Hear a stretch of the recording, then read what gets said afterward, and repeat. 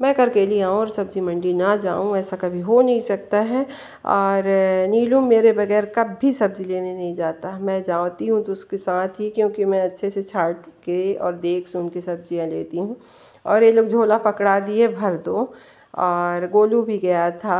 और ये है हमारे यहाँ की करकेली की छोटी सी बुधवारी बाज़ार, जो बुधवार को लगती है। और ये है प्राथमिक स्वास्थ्य केंद्र करकेली, जो मेरे पिताजी की कर्म भूमि है। और अब भाई भी यही हैं। मेरे पिताजी यहीं से रिटायर हुए थे। उनका पूरा समय, पूरा कार्यकाल यहीं ही था। कुछ समय के लिए शहडोल में था।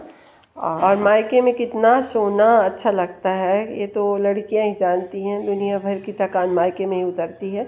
और मम्मी की बकवास, मम्मी मेरी इतनी पंचायत कर रही है। दिन के बज रहे हैं 9 और देव उठाने आया है। बुआ उठिए ना, उठिए ना। कल गुरुवार था तो मैं जयश्री नगर में 4 बजे ही पूजा कर लेती थी, लेकिन कल यहाँ थी तो मैं बहुत लेट उठी और फिर नहाई धोई, पूजा पाठ करके चाय पी। और फिर हमारी तैयारी हो गई जाने के लिए हमारी बुआ के गांव। तो बुआ के गांव चंदिया के पास समडारी में है। और ये देखिए सारे लोग तैयार हैं। फिर हम लोगों ने मैजिक किया, क्योंकि तो चलिए चलते हैं अपनी बुआ के यहाँ। और क्या हुआ कि अभी आधे रास्ते से हमको लौट के आना पड़ा कि मैं अपना पर्स भूल गई थी। अकेले नहीं जाना, तो आधे रास्ते से हम लोग आए हैं। और डाउट हो रहा था कि कहीं रास्ते पे तो नहीं गिर गया पर्स मेरा। हाँ भाग ले गाड़ी के नीचे से भाग। जब नहीं गिरा था, घर में ही रह गया था, इस बात का डर था। और हम बहुत ज़्यादा शोर हो रहा था, वॉइस ओवर कर रही हूँ। और हम जा रहे हैं बुआ के यहाँ सिमनारी, क्योंकि सोमू का एक्सीडेंट हो गया था तो उसको देखने।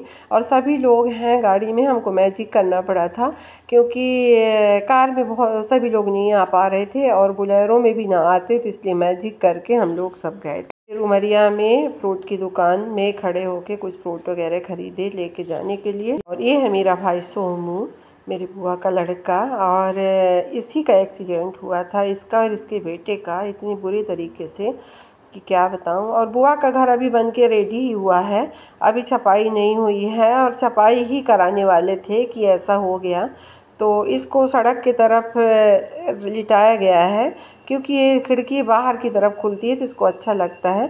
और ये है श्रेयस, इसकी बुरी हालत देख लीजिए आप, कितना दया लग रहा है छोटे से बच्चे की हालत को देख के।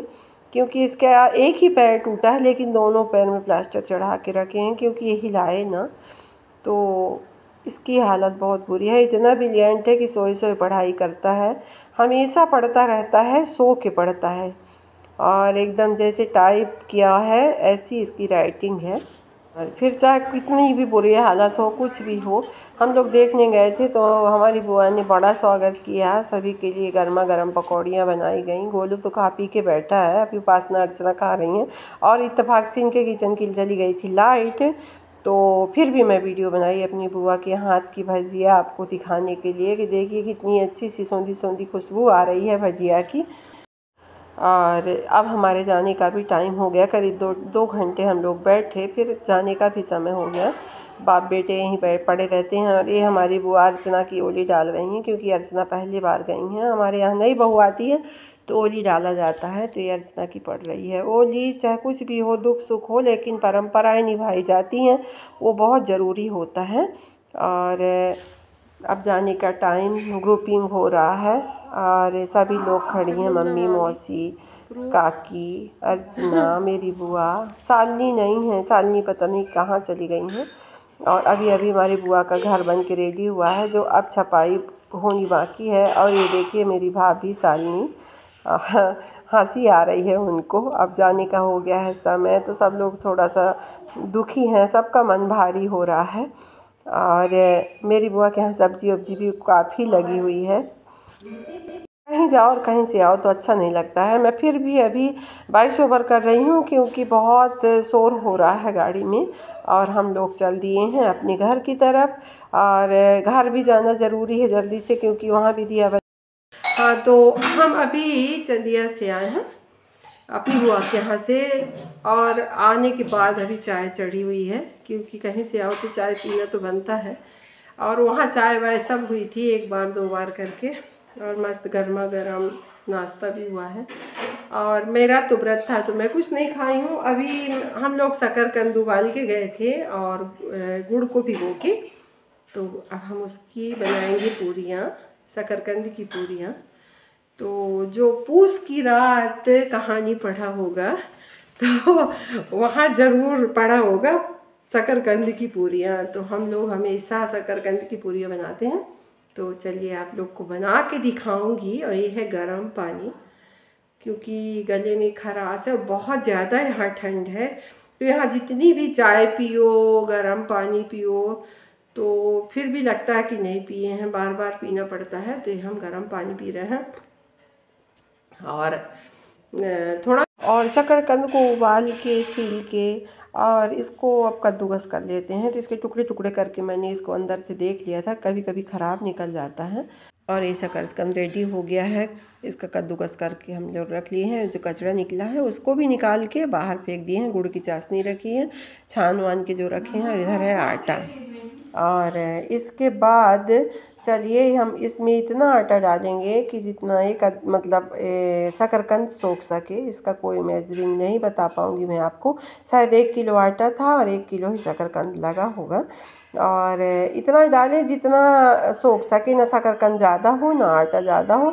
और इसके बाद आप इसमें जो फ्लेवर चाहें, सौंफ का, काली मिर्च का, सौंठ का, और जो जो चाहें आप इसमें डाल सकती हैं। इसमें कोई ड्राई फ्रूट भी डालना चाहें तो आप डाल सकते हैं, लेकिन हम लोग नहीं डाले हैं और ना कभी डालते हैं, क्योंकि शकरकंद का अपना अलग फ्लेवर होता है।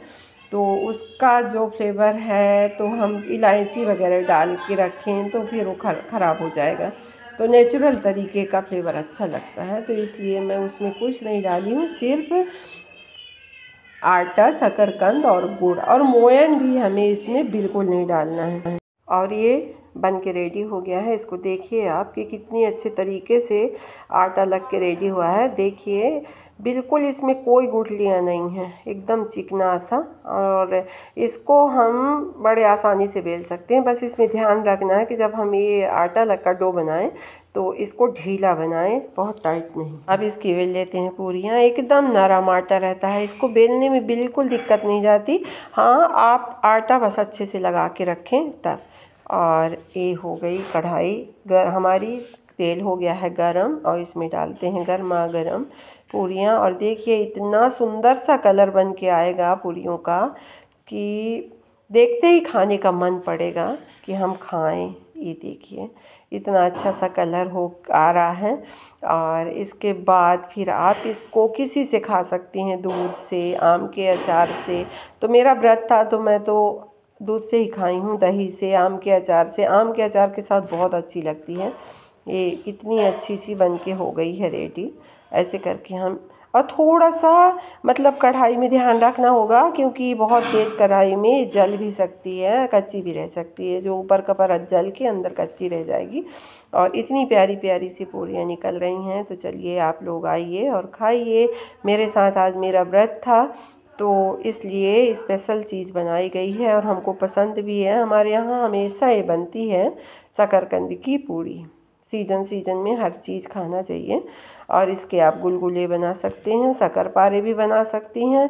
बहुत सारी चीज़ें होती है शकरकंद की बनने वाली।